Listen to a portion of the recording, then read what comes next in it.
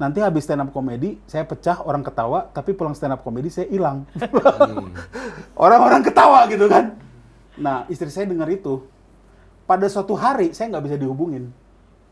Dredeg lah itu Iya, istri. padahal cuman lowbat sebenarnya. Itu istri saya sampai nelfon manajer saya, sampai nelfon keluarga saya.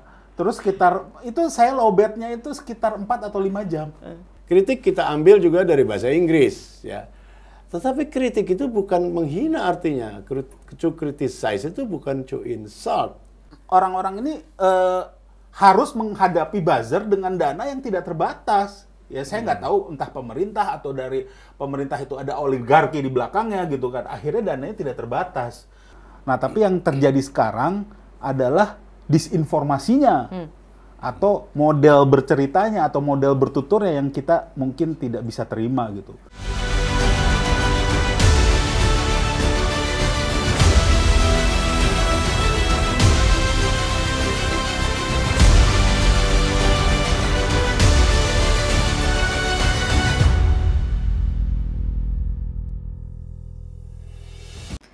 Kalau saya sebut kata buzzer, apakah ini sebuah fenomena yang memang dipelihara sebagai bentuk ancaman yang terstruktur terhadap kebebasan berpendapat dan juga demokrasi? Ingat bahwa Indonesia juga lahir dari keberanian tokoh-tokoh bangsa seperti Soekarno dan juga tokoh-tokoh lainnya dalam mengutarakan pendapatnya. Lalu kalau begitu apakah buzzer ini sama bahayanya dengan penjajah yang memang polanya membuat takut masyarakat untuk bersuara? Oleh karena itu kita akan kupas tuntas dalam Pojok Keramat di episode ketiga kali ini, dan seperti biasa bersama saya Intan Bedisa yang sudah ditemani dengan dua narasumber kita. Oke, kita bicara tentang buzzer tadi. Kembali ke topiknya, saya sudah ditemani dengan narasumber tentunya yang akan mengupas tuntas terkait dengan fenomena buzzer yang ada di Indonesia. Narasumber pertama adalah narasumber yang udah signature banget dari Pojok Keramat, seorang penulis. Dan tanpa perlu lagi banyak untuk saya kenalkan, kalau ada Pojok Keramat sudah pasti ada abang saya yang satu ini yang seringkali menulis walaupun tulisannya agak horor karena berhubungan dengan kepergian seseorang, tulisan obituari, tapi ini tajam sekali dan juga bisa saya bilang buku berjalan. Weh, kayak ditanya apa aja bisa dijawab sama abang ini. Hamid Basyaib, apa kabar Bang Hamid? Gampang sekali jawab yang ini, apa kabar? Baik. Gampang yang ini jawabnya ya. Nanti kita kupas tuntas pertanyaan terkait dengan buzzer. Dan selanjutnya juga ada narasumber lainnya, di mana kali ini adalah buzzer apa bukan ya jatuhnya ya? Enggak lah ya. Influencer. Huh? Tapi masalahnya sekarang influencer juga udah banyak yang ada di kategori-kategori buzzer, Bang. Masalahnya. Anyway, seseorang yang not slim but also not bad. Weh, gua nggak body shaming Bang, tapi emang nama Instagram lo kan not a slim boy ya kan? Semi not a slim boy. Apa kabar? Baik. Apa kabar Bang Sam? Mantap baik, ya? Mantap, terima kasih udah diundang ke sini. Iya dong, pasti. Kan soalnya kalau misalnya ngomongin buzzer kayaknya nggak lengkap nih kalau misalnya nggak ada korbannya. Gitu. Gimana menurut lo studio Pojok Keramat ini? Cukup horor gak Bang? Bagus juga ya. Gue akan ngasih lo dua pilihan kata, keyword keramat itu. Bang Sam sama Bang Hamid, boleh ya? Silakan kita bisa pilih bareng-bareng. Dalam waktu 3 detik aja, lo pilih yang mana? Gitu ya? Nanti habis itu gue akan tanya, kenapa kira-kira lo pilih itu? Oke, jadi ini spontan aja. Langsung aja, pengadilan berdaulat atau mafia peradilan? Pengadilan berdaulat. 1, 2, 3. Mafia peradilan. Kurang cepet. Oh, barengan harus. Barengan aja. Tadi lu apa Bang? Sorry. Mafia Ya? Oke, yang kedua, 2 matahari atau pembantu presiden? Pembantu presiden. Oh sama, oke. Suara diwakilkan atau diserang buzzer? Diserang buzzer. Emang kenapa lu pilih diserang buzzer Bang? Udah ini ya, udah ini kayaknya. Ya karena udah biasa gitu. Ini salah satu yang gue syukuri atau gue sesali secara bersamaan. Waktu Pilpres kemarin gue dukung Anies Baswedan. Sekarang setiap ngomong kritis terhadap pemerintahan, gue selalu dibilang anak abah yang sakit hati gitu. Kalau sebelumnya gue dibilang kadrun, ya kan? Padahal gue ini Kristen kafir ya. Disebut kadrun itu sebuah penghargaan sih bagi gue. Berarti gue bisa mendekatkan ke golongan lain gitu. Nggak sekafir itu gitu ya sebenarnya. Karena kan orang biasanya kafir, oh non muslim kafir gitu kan biasanya. Yang salah gitu tuh. Artinya gue contoh pluralisme lah, orang Kristen tapi disebut kadrun, mungkin satu-satunya gue gitu. Oke, kenapa apa tadi diserang buzzer juga, Bang Hamid? Diserang buzzer, apa ya maknanya saya sebetulnya waktu jawab nggak terlalu paham itu. Apa yang dimaksud diserang buzzer gitu. Tadi kan pilihannya suara diwakilkan, suara diwakilkan atau diserang buzzer. Bang Hamid pernah diserang buzzer nggak sih? Saya kira makanan... jarang, saya jarang. Karena kan saya itu jarang muncul di podcast ya, saya lebih banyak nulis. Jadi kalau dalam tulisan, ya mohon maaf, hampir semuanya memuji sih. Kadang-kadang pujiannya agak berlebih-lebihan, jadi saya nggak enak sendiri gitu. Bang Hamid mau bilang bahwa buzzer itu tidak punya hobi tidak punya kebiasaan untuk membaca. Mungkin ya, memang inilah fenomena digital land ya. Saya nyebutnya digital land. Ya memang begitu, dan itu yang dikhawatirkan banyak orang, bahwa masyarakat kita itu kebiasaan bacanya belum tumbuh, tapi udah ditindih oleh media audiovisual yang makin membuat orang malas membaca. Padahal kepintaran yang lebih tinggi gitu ya, yang pengetahuan yang lebih fondasional gitu, kuat gitu, hanya bisa didapat dari membaca. Bukan dari sumber lain.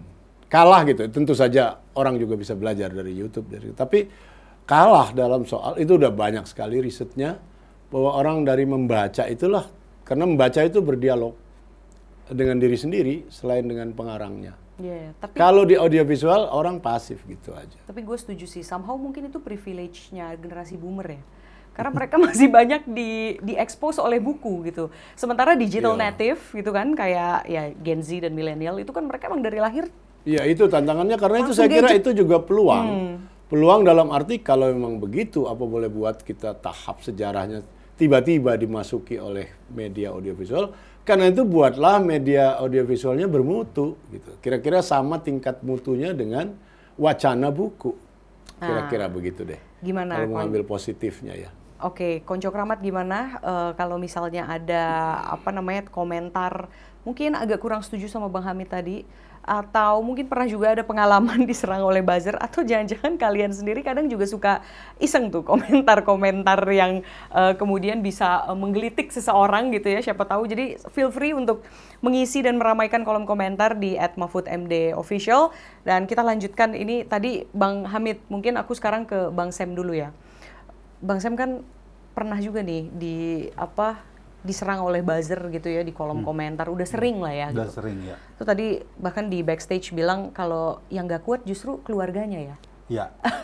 Istri dan anak malah yang nggak kuat gitu. Tuh emang sesering apa itu lo terekspos sama serangan buzzer ini, Bang? Sebenarnya saya mau lihat dulu, sebenarnya bukan masalah buzzer atau tidaknya, bukan masalah influencer atau tidaknya, bukan masalah anonim atau orang yang diketahui identitasnya, tetapi apa konten yang dia cuitkan. Sebenarnya kita juga nggak bisa menjudge, oh orang ini dibayar sehingga orang ini omongannya nggak semuanya kredibel. Bisa aja orang ini dibayar. Dulu juga ada presiden juga pakai juru bicara, ya kan? Omongannya dia dibayar kan untuk melakukan tugas itu. Bisa saja omongannya kredibel gitu. Jangan pula kita mendiskreditkan orang-orang yang dibayar itu omongannya udah pasti nggak benar gitu. Nah, tapi yang terjadi sekarang adalah disinformasinya atau model berceritanya atau model bertuturnya yang kita mungkin tidak bisa terima gitu. Terutama sih disinformasi, karena kalau style orang kan mungkin ada yang gue lu, ada yang saya kamu, kan? Walaupun sebenarnya kalau dalam ujaran langsung, saya ke Bang Hamid ngomong gue lu kayaknya nggak sopan. Tetapi kalau di dunia sosmed gitu, komen-komen, lu dasar lu gendut lah, itu udah biasa kayaknya. Mungkin yang komen itu anak SMP gitu. Sedangkan anak saya udah kuliah gitu. Kita kan nggak tahu siapa yang di belakang itu. Artinya, akhirnya apapun yang saya katakan, saya harus pede dengan apa yang saya katakan. Ini mungkin nanti habis dari sini juga nanti ada di komentar YouTube-nya pasti ada komen negatif, saya yakin. Saya nggak pernah baca itu. Tetapi nggak tahu yang lebih kepo itu biasanya istri saya. Makanya lebih kena mental karena emang sering dikepoin gitu. Jadi makanya, itu tips kali ya. Makanya saya kadang-kadang kalau ditanya, Bang, kemarin baru dari channelnya Pak Mahfud, mana linknya? Nggak saya kasih. Gitu. Dia biarin search sendiri aja di Google atau di YouTube gitu. Terus nanti dia nemu sendiri, terus dia tiba-tiba bete, terus dia nangis, pernah nangis juga gitu. Ini pertama kali saya akhirnya tidak terlalu menginformasi kegiatan saya, terutama kan saya orang yang vokal kepada istri saya. Itu pernah kejadiannya itu waktu itu saya stand up comedy. Waktu itu 2014 saya nggak mendukung Jokowi secara di tim yang official, gitu ya. tapi terang-terangan, tapi bukan di tim yang official. Saya bilang saya berkepentingan loh hari ini presidennya Jokowi. Karena kalau presiden yang satu lagi, nanti habis stand up comedy, saya pecah, orang ketawa, tapi pulang stand up comedy saya hilang. Orang-orang ketawa gitu kan. Nah, istri saya dengar itu. Pada suatu hari, saya nggak bisa dihubungin. Dredeg lah itu istri. Iya, padahal cuman lowbat sebenarnya. Itu istri saya, sampai nelfon manajer saya, sampai nelfon keluarga saya. Terus itu saya lowbatnya itu sekitar 4 atau 5 jam. Begitu saya hubungin, wah, dramatik, dia nangis, dia marah waktu itu. Jadi ketakutannya real ya? Real. Akhirnya abis dari situ, saya juga nggak mungkin karena karakter saya memang begini gitu. Dari dulu, saya ini orang Batak. Ya, orang Batak kan terkenal berani ya. Berani walaupun nggak benar ya, Bang Amit. Jadi bagi orang Batak itu nggak perlu benar untuk berani. Makanya Hotman Paris, Ruhut, itu kan berani kan, tapi nggak benar gitu. Jadi saya tidak mungkin mengurangi style saya dalam berujar gitu loh. Tapi saya akhirnya membatasi informasi itu kepada istri saya biar dia nyari sendiri. Sekarang sih mungkin udah lebih kuat. Nah tapi kalau misalnya terkait dengan buzzer ini kan juga ada hubungannya sama kritik mengkritik ya.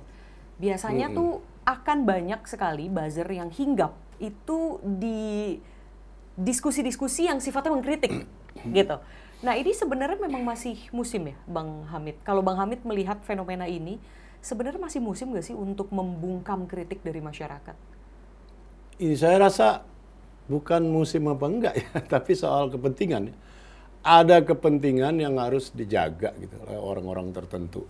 Dari satu segi kita bisa mengerti lah ya. Yang kita nggak bisa terima adalah kalau dia melakukan semua itu secara melanggar hukum, kan begitu. Kalau upaya-upayanya sendiri tanpa melanggar hukum itu sepenuhnya hak mereka. Ya. Dan kita nggak boleh ganggu itu. Boleh, tapi kan kalau sudah melanggar hukum dalam arti apa juga penyesatan informasi yang tadi disebut semi itu juga kan penyesatan gitu, penyesatan publik yang dulu di masa lalu di seluruh dunia pelakunya adalah dinas intelijen.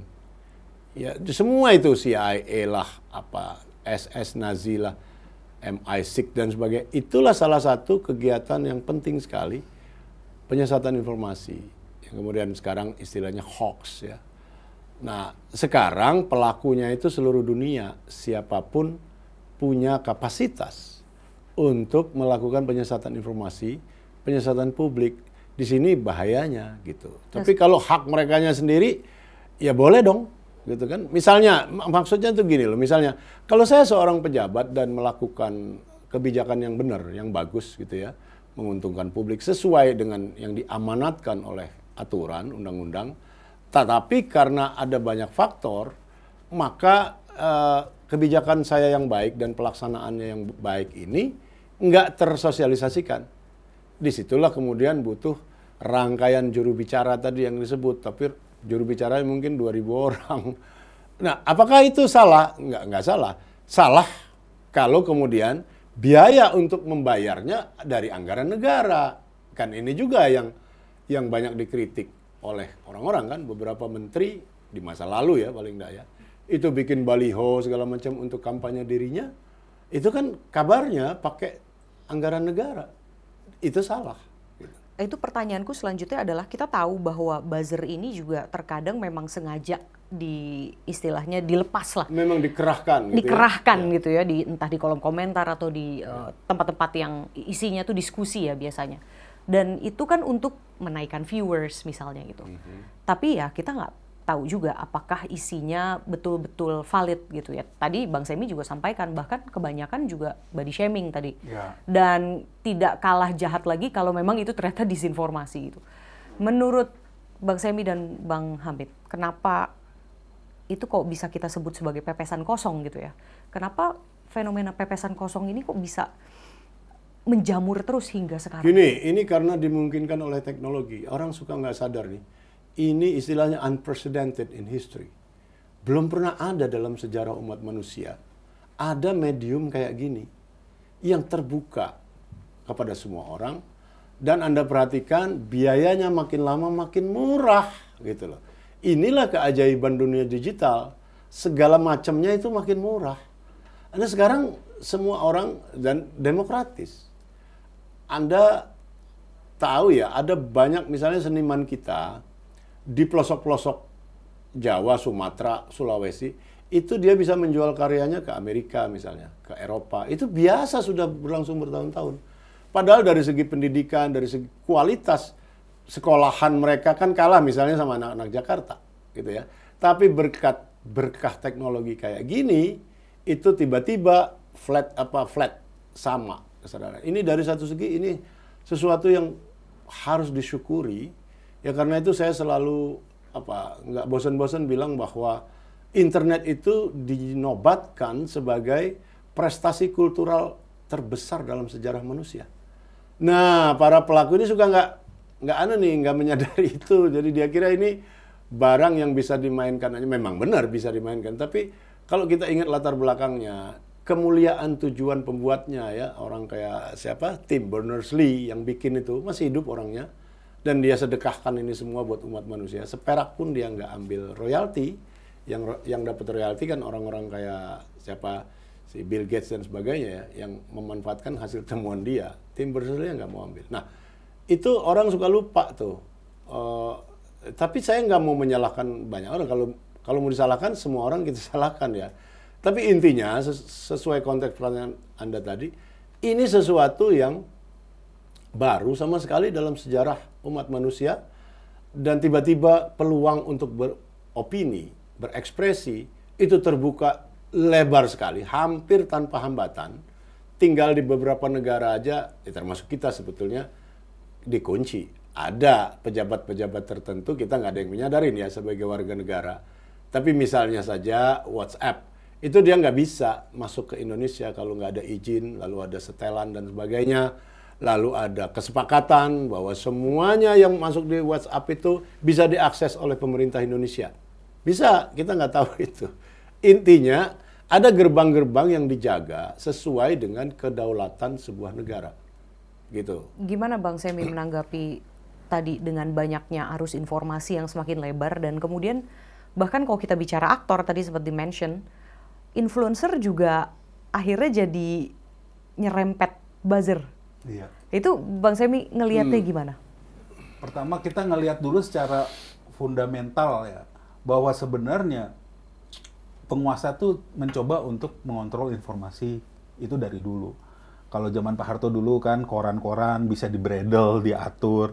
Dulu kalau misalnya Pak Harto pergi kemana, malamnya ada liputan khusus ya, Bang Hamid. Jadi artinya memang dari dulu penguasa ini mencoba untuk menguasai informasi. Ada surat izin, kalau beres surat izinnya dicabut. Iya. Nggak bisa terbit lagi korannya. Iya, dibredel. Karyawannya nganggur. Ya. Jadi artinya dari dulu sebenarnya mencoba lah, namanya penguasa ini pasti di seluruh dunia ini mencoba untuk mengatur informasi. Nah, setelah ada internet ini, ya makanya Bung Karno bilang waktu itu nggak bisa dilawan. Pak Harto mencoba untuk mengatur semua alur informasi, begitu datang internet nggak bisa dia hancur semua itu. Nggak bisa dia lawan. Dulu mulainya dari milis mungkin mailing list. Ya mailing list kan. Yahoo, bahwa ya. kejatuhannya Soeharto tuh dari mailing list. Aktivis-aktivis mulai tukeran email, ada berita-berita di luar nggak bisa dia bendung, akhirnya jatuhlah dia. Ya kan? Kita tahu bahwa reformasi di Mesir juga dimulai dari sosial media. Artinya memang ini media yang pernah menjatuhkan penguasa juga, lalu berkembanglah sekarang. Dan akhirnya mungkin ya penguasa ini sadar bahwa saya tidak mungkin mengatur internet. Saya tidak mungkin mengatur sosial media. Akhirnya saya ikut ngotorin aja. Tapi kan masalahnya dana kita terbatas nih. Kalau kita seorang yang misalnya saya bekerja, Bang Hamid bekerja, tapi kita juga orang yang vokal, orang yang aktif juga. Bahkan saya di beberapa kesempatan disebutnya komedian dan aktivis. Saya tidak pernah. Keren banget. Saya tidak pernah. Berat gak sih Bang disebut aktivis? Iya. Berat kan? Dan duitnya masalahnya. Sebagai komedian ada ya. Berat secara moral dan ekonomi dong berarti. Iya, gitu loh. Artinya orang-orang ini harus menghadapi buzzer dengan dana yang tidak terbatas. Ya saya nggak tahu entah pemerintah atau dari pemerintah itu ada oligarki di belakangnya gitu kan. Akhirnya dananya tidak terbatas. Lalu orang itu bisa menyetir yang namanya informasi, opini publik gitu. Terus yang akhirnya diamplifikasi lagi dengan orang-orang iseng yang pro pemerintah misalnya. Saya yakin ya dari buzzer itu mungkin cuma 1.000. Nanti jutaan orang iseng itu ikut juga ngebully. Contoh misalnya kasus Nana ya. Mungkin ada beberapa orang ya yang akhirnya mencoba ya membuli dia. Tapi saya yakin juga dari sekian ribu yang membuli ada juga orang-orang iseng yang pakai akun anonim. Mungkin tadi. sebagian besar ya ikut aja ya. Ikut kayak gitu. bandwagon effect istilahnya. Iya. Karena Ya, ada bandwagon. lokomotifnya dia ikut aja. Iya. Dan ditambah kalau dilihat Dianggap memang trendsetter. yang menjadi teridentifikasi mungkin ya itu adalah buzzer itu biasanya akun-akun anonim ya. Entah kenapa itu biasanya mereka memang tidak dengan real account gitu. Nah, kalau kembali ke Bang Hamid, tadi karena udah mention Banana, kalau misalnya kita lihat di current situation ya yang juga lagi rame kan kasus Tom Lembong ini nih Bang Sam ya kan. Nah, itu kan juga udah banyak nih netizen-netizen yang bergerak di sana dan ya udah menggulirkan rumor lah bahwa ya Tom Lembong dikerjai lah karena kan tim ininya 01 ya, tim utamanya 01 lah gitu. Dan lain sebagainya itu udah mulai tuh rumornya rame ya. Co-captain timnas. Co-captain timnas benar. Udah mulai rame. Nah, ini Bang Hamid ngelihatnya gimana? Apa fenomena ini Bang Hamid melihatnya seperti apa?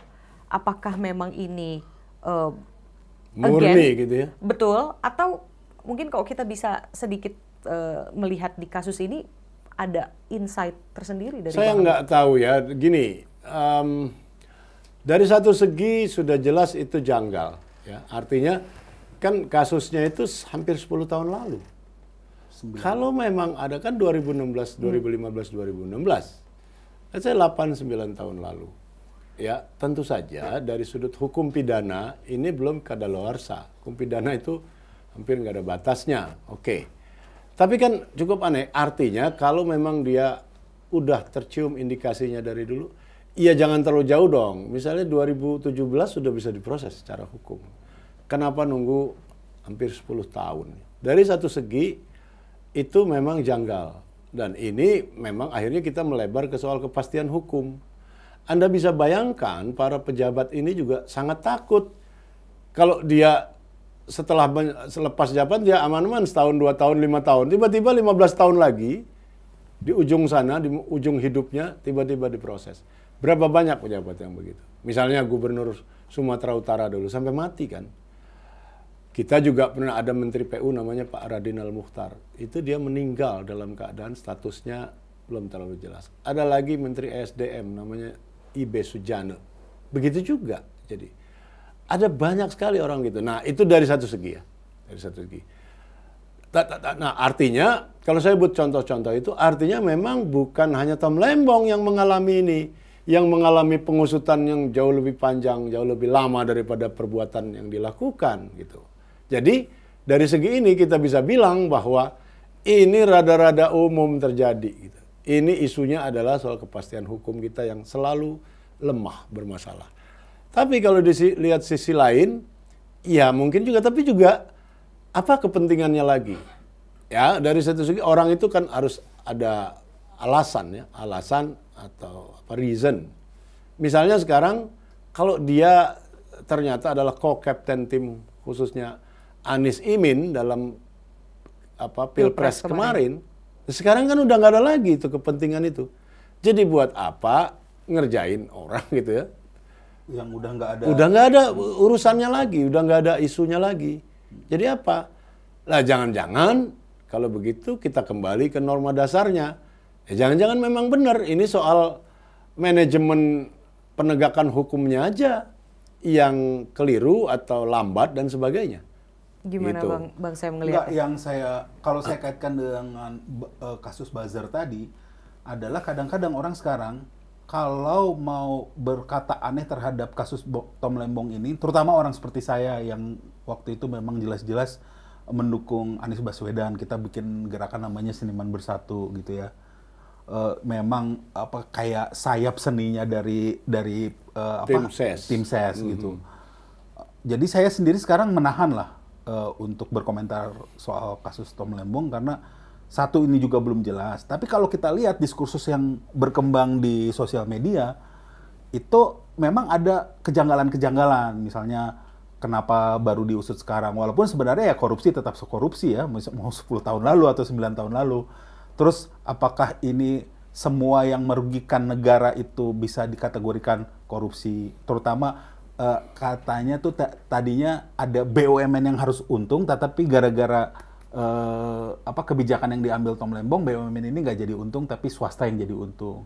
Apakah semua kegiatan dari menteri atau pejabat yang seperti itu bisa dikategorikan korupsi? Artinya ada diskursus itu, tapi orang-orang yang dikatakan buzzer atau mungkin pendukung pemerintah atau orang-orang iseng ini bilang, lu ngebelain koruptor. Jadi kata-kata seperti ini itu menutup diskusi gitu loh. Akhirnya orang bilang, udah ngapain gua ngomongin Tom Lembong? Gua juga nggak dibagi duitnya sama Tom Lembong gitu. Nah ini menarik. Berarti menurut lu Bang Sam, apakah masyarakat tuh harus ngerem untuk kemudian bisa bersuara gitu karena ada saya buzzer ini? Akhirnya mengerem terhadap diri saya karena saya takut, bukan saya takut. Saya memperhitungkan saya punya agenda-agenda lain yang mungkin lebih penting daripada ngurusin Tom Lembong gitu loh. Ketika saya ngomongin Tom Lembong, nanti saya diasosiasikan sebagai pembela koruptor, ngapain lah gitu. Karena saya udah lihat nih orang-orang yang sebenarnya menurut saya argumen-argumennya cukup masuk akal ya tentang misalnya kecurigaan mereka tetap terhadap kasus Tom Lembong gitu. Tapi diserangnya pembela koruptor lo gitu. Jadi ngapain? Saya kan pasti punya concern-concern yang lain gitu kan. Daripada saya didiskreditkan gara-gara Tom Lembong, ya kan? Apalagi dialihkan tuh ya. Tadi ada saya baca postingan yang bilang gini, coba nih kita harus lihat nih aliran dananya Tom Lembong. Karena gara-gara Tom Lembong orasi waktu tanggal 22 Agustus soal yang peringatan darurat. Oke, pasti jangan-jangan nih ada kesana. 400 miliarnya nih ada nih kegerakan itu nih. Waduh, saya komika turun loh. Saya nggak kebagian amplop nih, saya mau nyari di mana amplopnya. Ya, artinya kan bebas dan liar itu ya. Karena mungkin yang dibilang Bang Hamid tadi karena anonim, jadi dia bebas, tidak ada pertanggungjawaban gitu. Jadi dia bisa menuduh ini katanya ada. Padahal sebenarnya 400 miliar itu adalah kerugian negara. Bang Hamid. Kerugian negara dalam arti sebetulnya potensi kerugian negara yang bukan nggak jadi. artinya uang yang diambil tuh 400 miliar Bukan terus dari dibagi-bagikan ke demonstran ya, gitu. Itu bukan kan dari terlalu laci liar, gitu. negara diambil. Nah, itu, Bang Hamid. tapi itu memenuhi definisi korupsi. Iya, memenuhi definisi kerugian korupsi. negara. Tapi tuduhannya bahwa Ya. ada dana yang mengalir sampai demonstran itu kan liar banget gitu. Oke, ini kan berarti untuk lo Bang Sam menyuarakan yang sebenarnya ada di kepala lo, mungkin kemungkinan itulah ya intinya. Tapi kalau itu lo sampai ngerem lo. Sekarang ngerem. Itu sampai karena ngerem. gue ingin wait and see dulu kasus Tom Lembong ini kayak gimana. Oke, artinya let's say kasus ini cukup sensitif karena emang ini ada hubungannya dengan korupsi. Jika memang ini misalnya bukan kasus korupsi, ini hanya perkara preferensi politik, yang mana ini seringkali terjadi. Dan memang dampaknya nyata kan Bang Hamid, bahwa masyarakat tuh akhirnya cenderung ngerem deh, gitu. Padahal sebenarnya mereka mungkin punya pendapat sendiri gitu. Bang Hamid ngelihatnya berarti udah sedarurat apa fenomena buzzer ini, apakah ini memang sudah benar-benar menjadi red flag yang pemerintah itu harus hands on di sini karena sudah cukup membuat masyarakat ngerem untuk sudah pasti kalau itu. Cuma masalahnya kan secara teknis, teknologis sejauh mana kemungkinannya gitu. Ini kan dunia digital ini hal baru sebetulnya ya. Ya para native-nya kayak generasi anak saya kan tentu saja dia nggak nganggap ini hal baru. Tapi buat para pengambil kebijakan, kita lihatnya dari segitu ya. Para pengambil kebijakan ini melihat ini benar-benar fenomena baru. Dan sebagai hal baru seperti biasa membingungkan bagaimana cara mendekatinya paling efektif dari sudut penguasa misalnya, dari sudut pejabat keamanan. Dan ini adalah fenomena di seluruh dunia. Jangan Anda kira negeri-negeri maju, Jepang, Eropa, Amerika gitu ya, beres. Enggak, mereka juga kebingungan. Karena ini eksponensialitasnya cepat sekali. Ya, teknologi yang 6 bulan lalu begini, sekarang udah berlipat 5 kali dan seterusnya. Jadi memang sulit. Kalau bahwa pemerintah perlu memikirkan ini dan mengambil tindakan, sudah pasti itu. Sebagaimana banyak hal lain yang memang bisa menimbulkan hal negatif ya buat publik gitu. Yang jadi soal adalah tadi bagaimana caranya. Nah ya misalnya soal tadi disebut penyebar luasan itu. Sebenarnya setiap negara mampu.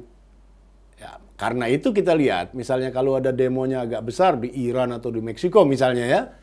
Kalau demo-demo politik itu agak besar, pemerintah nutup keran. Sehingga medsos nggak bisa dipakai. Bisa itu dilakukan.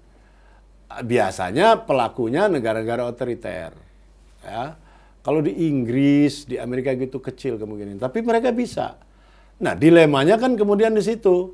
Misalnya negara kayak kita, kalau ada itu ditutup. Lah kan seluruh warga yang nggak tahu menahu dan nggak ikut campur dengan urusan keramaian ini kan ikut kena. Gitu. Dilema-dilemanya itu begitu. Jadi memang sulit sekali. Kalau mau pakai cara otoritarian, gampang sekali. Kayak Cina misalnya. Cina kan Google aja nggak boleh masuk. Dia bikin sendiri. Itu yang jauh lebih mudah dikontrol. Baidu namanya kan. Yeah. Nah, memang tidak gampang. Ya, sangat tidak gampang. Jadi saya kira salah satu cara yang bisa meminimumkan, nggak bisa mengenolkan ya, meminimumkan dampak negatif yang nggak ada lain pendidikan.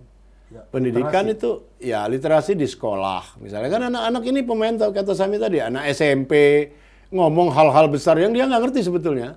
Tapi kan begitu dia muncul di media kan kita nggak tahu. Kita lihat ini sebagai opini yang kira-kira sama sahnya dengan opininya orang pinter gitu katakan.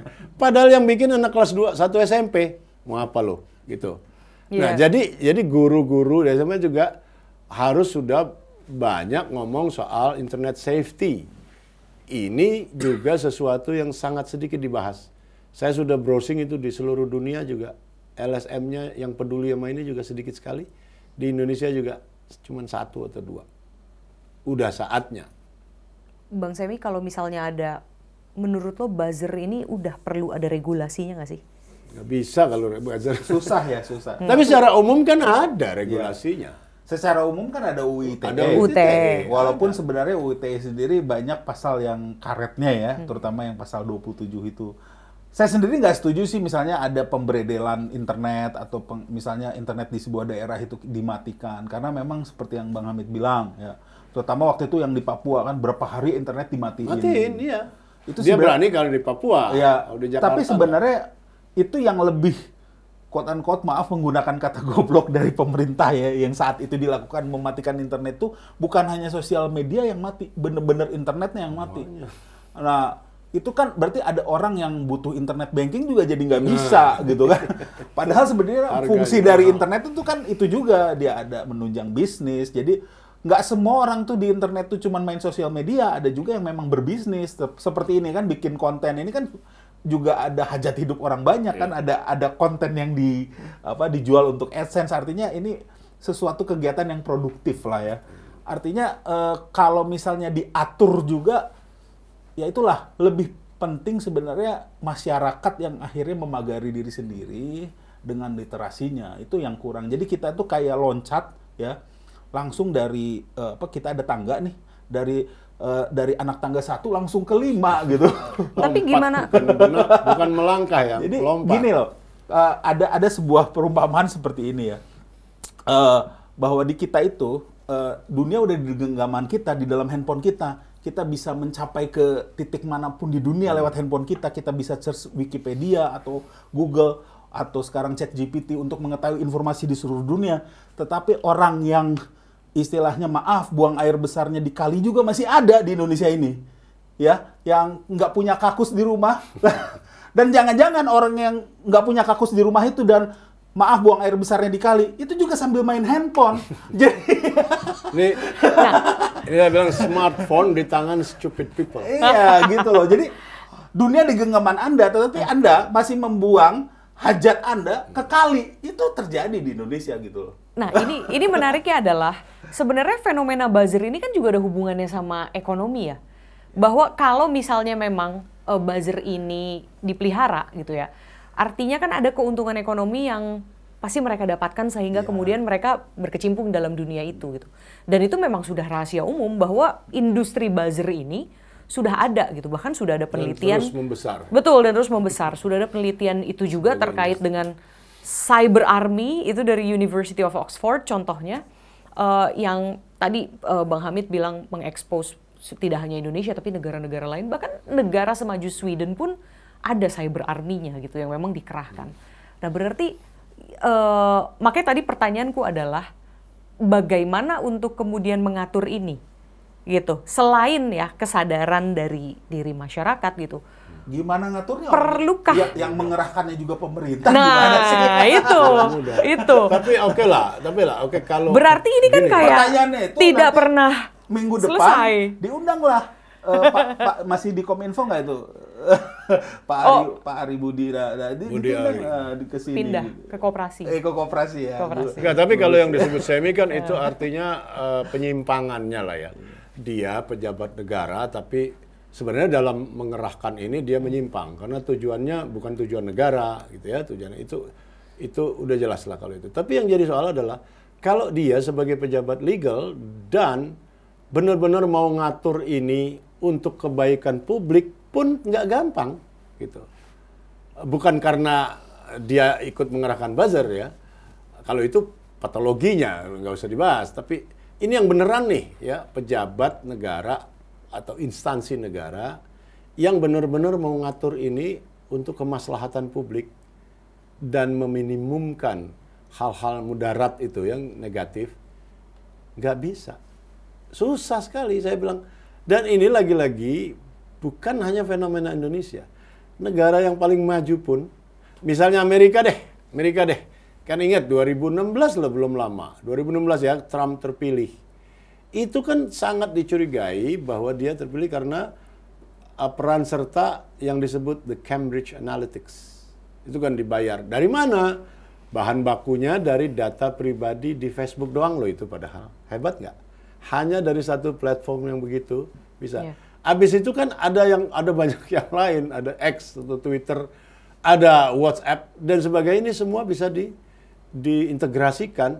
Nggak tahu bagaimana caranya, tapi somehow mereka punya metode itu. Nah itu bagaimana ngaturnya? Memang nggak gampang. Jadi saya mungkin mengecewakan karena saya nggak mau sembarangan ngomong dan menjawab gitu. Memang susah. Ini Cambridge Analytica Gini, maksud juga saya, yang kemarin pejabat-pejabat itu juga kalau Anda tanya di publik nggak bakal ngaku. Bahaya dong kalau ngaku. Masa ada, ya memang kami kesulitan mengatur ini. Wah, yang punya niat jelek kan makin manfaatkan. Enggak, di depan publik dia harus tampil penuh percaya diri, confident. Wah, ini semua kita tanganin, bisa kita take dan sebagainya. Tapi mereka memang memanfaatkan ini juga sih. Mana ada sih masyarakat organik yang tiba-tiba bikin trending topik bersama Prabowo Gibran kita maju? Nggak akan ada lah gitu loh. Tiba-tiba misalnya trending topiknya pagi-pagi kita lihat di Twitter bersama Prabowo Gibran kita maju. Emang ada orang yang bangun tidur kita, gua mau nge-tweet bersama Prabowo Gibran kita maju? Nggak mungkin, itu udah pasti pesanan gitu loh. Ya. Bot atau orang-orang banyak yang artinya mereka bagaimana dia mau mengelola ini, bagaimana dia menjadi regulator dari kegiatan ini apabila mereka sendiri memanfaatkan ini sebagai media dia untuk memoles dirinya gitu loh. Kalau menurut saya itu jadi problemnya tuh, sedangkan sebenarnya kan permasalahan dari internet atau transaksi elektronik ini kan bukan hanya sosial media. ada misalnya pencurian data, itu malah nggak ditanganin. Ada judi online, ada ada transaksi perbankan yang fraud, ada SOCENG namanya, social engineering, bahwa kita bisa pura-pura tuh mencuri, tiba-tiba saya chat dengan Intan, tiba-tiba nanti Intan nggak sengaja tolong selfie dong, selfie. Kirim KTP ya, itu digunain untuk daftarin pinjol kayak gitu loh. Belum lagi pembocoran data-data data-data finansial. Iya, itu. BI kebobolan pernah kan? Iya. Bank Indonesia. BSI pernah, BSI. Tokopedia pernah. Artinya itu sendiri PR-nya banyak gitu. Sedangkan kalau yang sosial media ini ya menurut saya memang yang paling benar itu literasi sih. Karena bukan hanya orang yang tidak terdidik, ada juga orang generasi boomer nih. Yang biasalah ya, biasanya bapak-bapak. Ini orang-orang bukan yang tidak terdidik, tetapi bisa iseng juga. Iya, satu dan iseng. berlindung dibanding anonimitas. Satu iseng. Gitu. Terus kedua, mereka juga gamang mungkin baru. Kalau saya itu generasi apa yang disebut katanya tuh antara Gen X dan Gen Y yang justru ikut mengembangkan ini menjadi seperti hari ini, gitu loh. Ada orang yang seperti anak kita yang lahir internet udah ada. Iya. Kalau saya itu ngikutin semua dari videotape, dari apa sampai ke internet. Jadi tahu gitu perlu. Kalau anak saya lahir itu udah ada internet. Jadi bagi dia rumah nggak ada wifi-nya tuh aneh. Gitu. Native ya. Iya, digital native. Oke, berarti ini sebenarnya emang sudah seperti fenomena yang kalau masyarakat tidak terliterasi, ya sudah itu akan menjadi masalah yang bergulir terus. Sering terjadi kan di grup WhatsApp keluarga tuh, yang biasanya ngaco justru bapak-bapak boomer kan, ya kan? Wah besok akan ada badai, gitu kan? Kita hati-hati di rumah. Ternyata itu laporan cuaca 2 tahun lalu, gitu. Dia nggak ngeh ya, nggak lihat. Dia nggak baca gitu, Tajam. nggak baca tanggalnya. Oke. Nah itu kan sebenarnya bayangan dari buzzer itu. Oke. Jadi hanya di tingkat keluarga gitu loh. Bayangkan waktu 212 saya keluarga Kristen ini terjadi loh. Ini miris atau enggak? Di WhatsApp keluarga itu ada yang bilang hati-hati nih gerakan 212 gereja ditutup aja mau dibakarin katanya. Padahal kan saya mencoba meluruskan nih itu kan tuntutannya jelas nih ke masalah Ahok. Nggak ada urusannya dengan gereja yang lain gitu loh. Nggak ada urusannya dengan umat. Nah, tapi itu ada di grup WhatsApp saya. Dan bayangkan itu ada beberapa keluarga yang kena disinformasi seperti itu. Benar. Apakah yang menyebarkan itu bisa dibilang hoax atau fear mongering itu buzzer? Enggak, itu anggota keluarga kita. Orang yang Tulus baik ya? kok. Dia tulus ya? Mengingatkan. Tapi dia dapat dari mana informasi itu? Itu ya. Iya, itu benar-benar. Waktu itu dapat juga tuh salah satunya pesannya adalah apalagi khususnya mereka yang Chinese itu juga sempat ketakutan tuh waktu itu. Padahal nggak ada apa-apa kan populasinya. Oke, jadi kalau itu ramifikasinya memang banyak sekali ya. Oke. Banyak sekali. Oke, berarti Bang Hamid mungkin aku ke sedikit sebelum kita ke pertanyaan terakhir, tapi aku agak penasaran dengan kalau misalnya kita lihat dari zaman era Soekarno misalnya, itu kan aku di awal bilang apakah buzzer ini sama bahayanya dengan penjajah yang memang membuat masyarakat takut untuk beropini gitu. Nah ini kalau saat itu mungkin Bang Hamid bisa kasih sedikit perspektif bagaimana kemudian kalau di konteks hari ini kita itu jangan kemudian berhasil untuk termakan informasi yang banyak tersebar di mana-mana dan itu kemudian dimultiply mungkin kalau sekarang oleh buzzer gitu ya yang kemudian akhirnya menyebabkan kita yang takut untuk bersuara. Tapi saya rasa yang jauh lebih luas itu salah satu aspeknya saja. Saya rasa yang jauh lebih luas itu persoalannya adalah munculnya artificial intelligence. Nah dari tadi yang kita bahas sebetulnya belum hampir-hampir belum menyentuh itu ya, artificial intelligence. Inilah primadona teknologi yang sekarang ini sudah segini hebatnya, ada ChatGPT, ada Midjourney dan sebagainya. Ini baru di tahap awal. Ini kan ditahan oleh OpenAI ya. Karena ada protes termasuk dari Elon Musk dan sebagainya, dignitaries lah, Stephen Hawking segala macam, memprotes. Jangan sampai generasi kelimanya dikembangkan.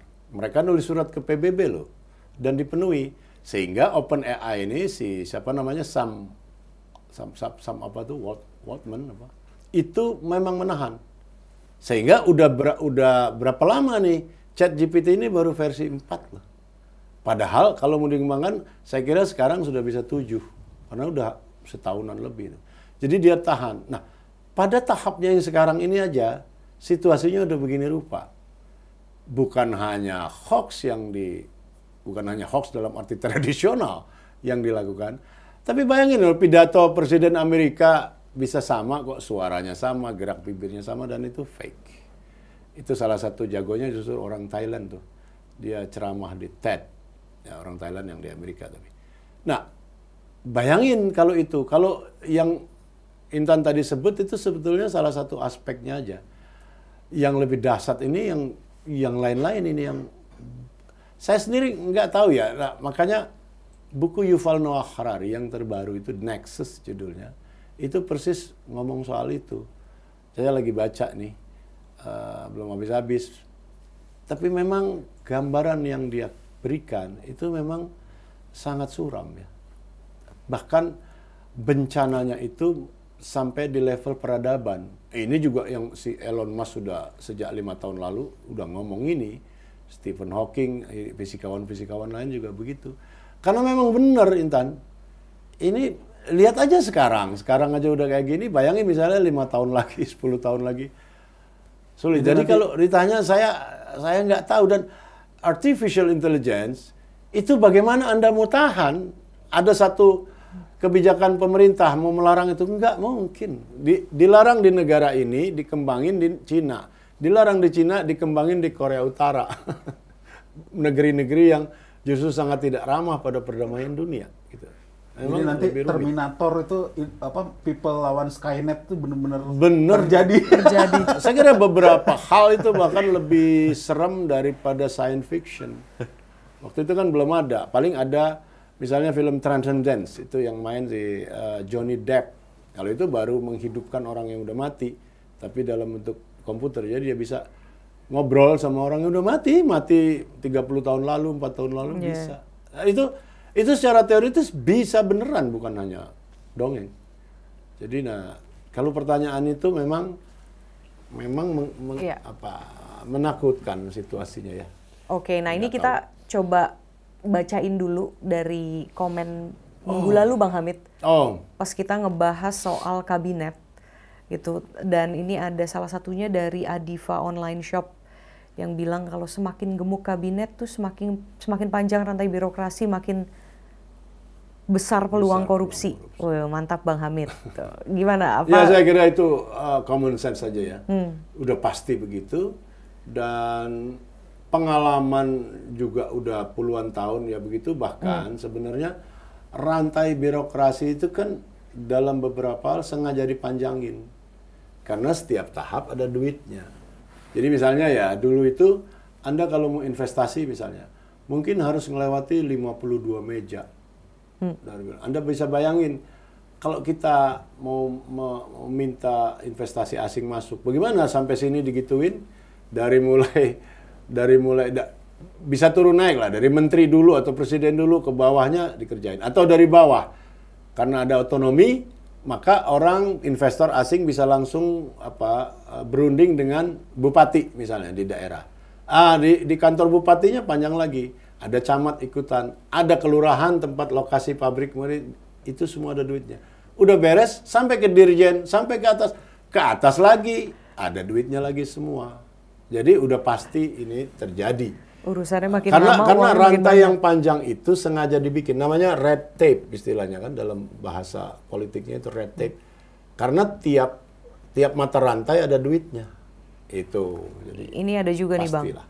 Dari @roxus Brenda, latihan ala militer bahas kemandirian tapi kabinet gemuk. Akomodir semua kepentingan kayak nggak pede. Kelihatan kayak nggak pede nggak sih Bang? Dalam arti apa ya?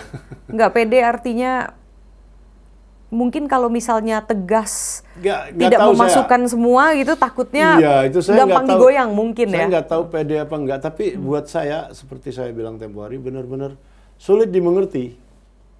Kan kayak gini loh, tindakan manusia apalagi secara kolektif ya, apalagi mewakili satu instansi negara gitu.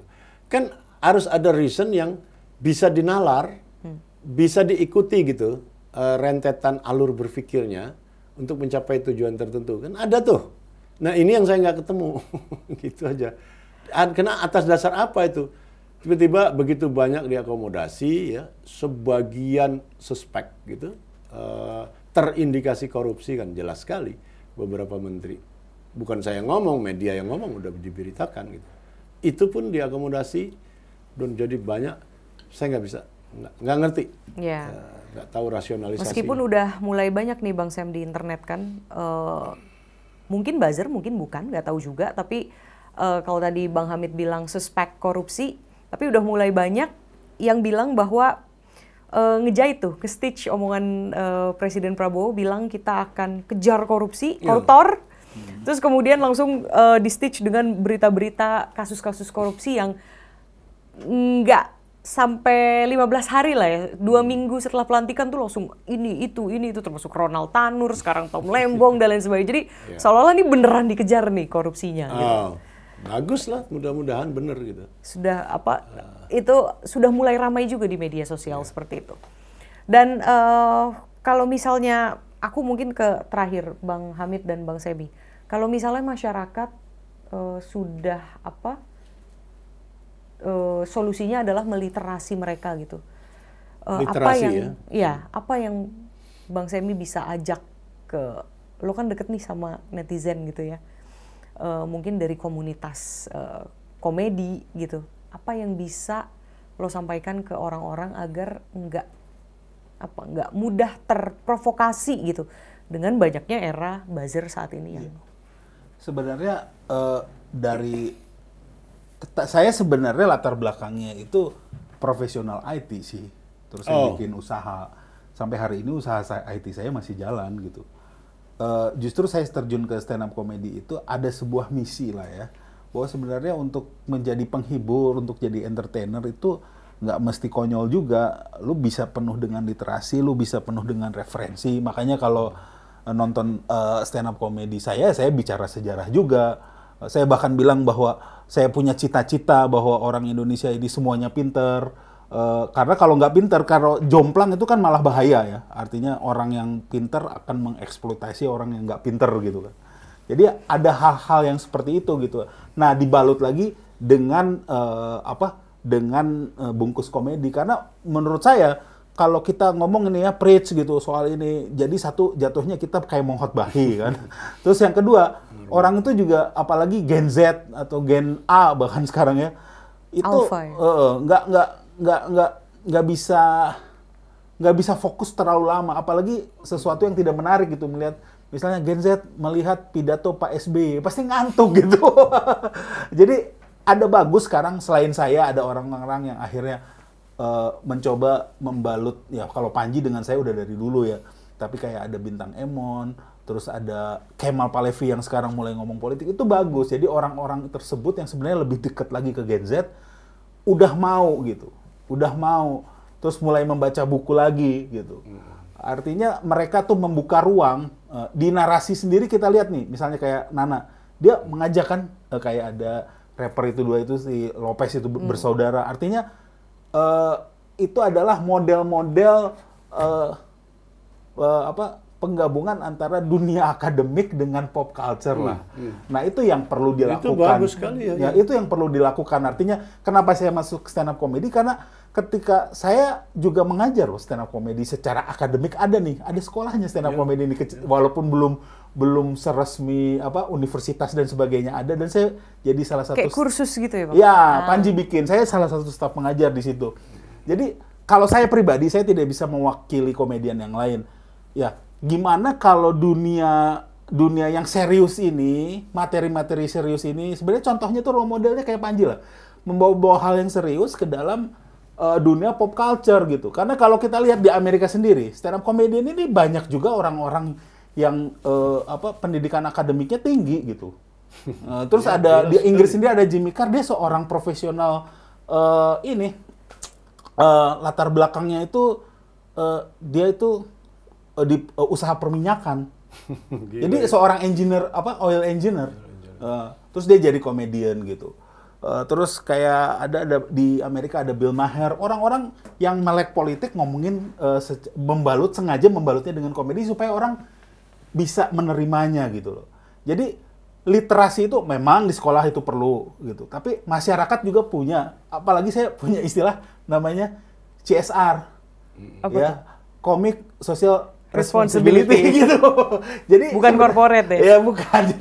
Jadi ada juga hanya memang karena ada istilahnya kesibukan yang lain, saya juga masih mengurus usaha, saya nggak bisa terlalu fokus banyak di sini. Tetapi sekarang amplifikasinya mulai terasa gitu. Ada Bintang Emon, ada komika lain, ada David Nurbianto, ada Abdur yang dia membalut concern politik mereka. Mereka juga punya referensi, kayak David itu tadinya seorang wartawan, terus Abdur itu S2 matematika. Jadi memang orang-orang yang secara akademik juga memang orang-orang yang sekolah, orang-orang yang teredukasi gitu. Tapi nama-nama itu juga seringkali disangkut pautkan dan disebut oleh buzzer. Ya. Mungkin oleh buzzer itu sendiri gitu kan, ya. untuk memanaskan suasana gitu. Iya, artinya itulah resiko jadi orang yang kritis lah. Abu-abu juga sebenarnya di sini ya, definisinya itu, dan menjadi risiko tadi orang-orang. Di sini kan banyak sekali kesalahpahaman ya, Intan ya.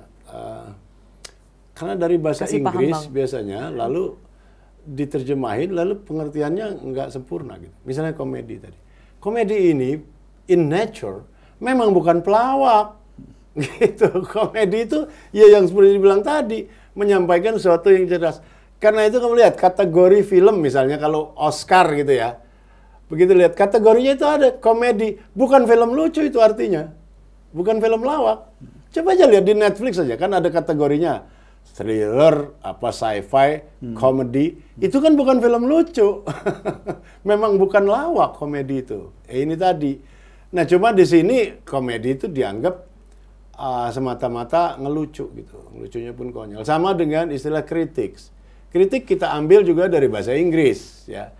Tetapi kritik itu bukan menghina artinya. To criticize itu bukan to insult. Ada lagi beda. Lalu orang yang punya status sebagai critics, biasanya art critics gitu di sana, itu posisi yang sangat dihormati. Iya. Bukannya wah lu ngeritik melulu, bukan gitu. Sehingga misalnya ya kalau ada katakan contohnya pentas drama gitu ya, atau film lah. Kalau sudah masuk dikritik oleh New York Times, walaupun istilahnya itu yang bukan muji-muji ya, itu sudah hebat luar biasa banget. Orangnya bangga. Wih, karya gue diulas di New York Times atau di Washington Post atau dari mana. Ya, bahkan, nah itu loh, suka kesalnya. Ya, artinya kritik itu sudah mengalami peorasi menjadi sesuatu yang buruk gitu loh. Banyak yang begitu. Dan kemudian itu didengungkan, dan menjadi amplifikasi benar. Menjadi benar. Padahal sebenarnya kayak pemerintah ini ya, dikritik juga apakah dia tetap pede misalnya dengan kebijakannya dan akhirnya menelurkan kebijakan yang menguntungkan masyarakat kan oke-oke aja. Nggak masalah. Nggak masalah gitu. Dan pemerintah itu perlu sekali dikritik ya. Untuk keperluan kita dan untuk keperluan dia juga. Makanya pemerintah yang anti kritik itu aneh sekali dan hanya pemerintah otoriter ya yang congkak, artinya sombong, yang ngerasa dialah pemegang kebenaran kan. Nggak mungkin. Begitu gitu. Dan yang salah bukan kritik ya, tapi disinformasi dan misinformasinya yang seringkali didengungkan. Oke, Bang Hamid mungkin untuk terakhir bisa tolong dikasih perspektif tajamnya ini terkait dengan fenomena buzzer. Mungkin aku kasih pertanyaan pemantik kali ya. Boleh lah. Gimana Bang Hamid melihat bahwa kalau memang fenomena buzzer ini adalah terpelihara gitu ya, maka bagaimana negara seharusnya menyikapi kritik dari masyarakat di tengah banyaknya fenomena buzzer ini? Pertama saya kira dilihat aja substansinya ya. Pemerintah atau siapapun biasanya itu terdistorsi oleh hal-hal lain. Misalnya terdistorsi oleh siapa yang menyampaikan kritik, kapan disampaikannya, dari mana dia menyampaikannya, dan seterusnya. Itu hal-hal pinggiran yang nggak penting sebenarnya. Yang penting apa? Substansinya. Kalau lihat aja substansinya, kalau substansinya memang benar, ya kritiknya benar kan itu jadi peluang buat dia memperbaiki diri. Ini dalam hal pemerintah lah katakan ya. Walaupun yang bersalah, masyarakat juga bisa bersalah dan sering sekali masyarakat juga salah. Kita persempit aja lah ke pemerintah. Nah, itu adalah peluang bagi pemerintah untuk memperbaiki diri, untuk membuat kebijakan atau mengoreksi kebijakannya secara lebih baik di masa depan. Kan sebenarnya simpel aja itu. Itu pasti kritik itu niscaya baik. Gitu. Pasti baik kritik itu. Kritik ya, saya bilang kritik dalam pengertian seperti saya bilang tadi. Bukan mencerca, bukan menghina, bukan memfitnah. Critics, kita kembalikan ke asal katanya ya, to criticize.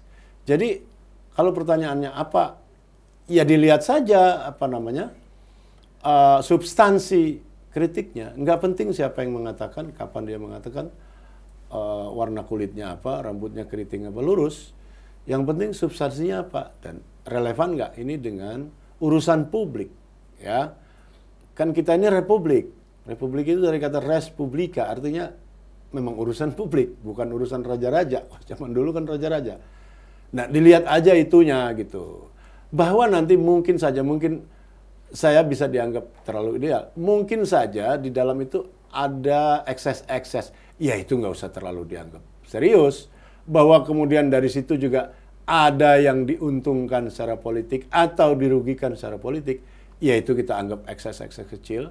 Yang tingkat importansinya, pentingnya, itu tidak sebanding dengan substansi masalah yang dikemukakan gitu. Jadi mari kita lihat kritik semacam itu secara sederhana saja, gitulah intinya. Nggak usah dikaitkan dengan hal-hal lain yang umumnya nggak relevan. Lihat aja kritiknya, substansinya. Oke. Beres jadi. Bang Hamid, Bang Sam, thank you untuk diskusinya malam hari ini. Dan bagi teman-teman yang mau menyampaikan mungkin next episode temanya mau apa, atau kemudian ada keresahan-keresahan dari teman-teman terkait dengan fenomena politik atau situasi politik dalam negeri yang saat ini sedang terjadi, silakan untuk banjiri kolom komentar @mahfudmdofficial. Kita ketemu di pojok keramat berikutnya. Thank you, sehat-sehat, dan see you next week. See you next week.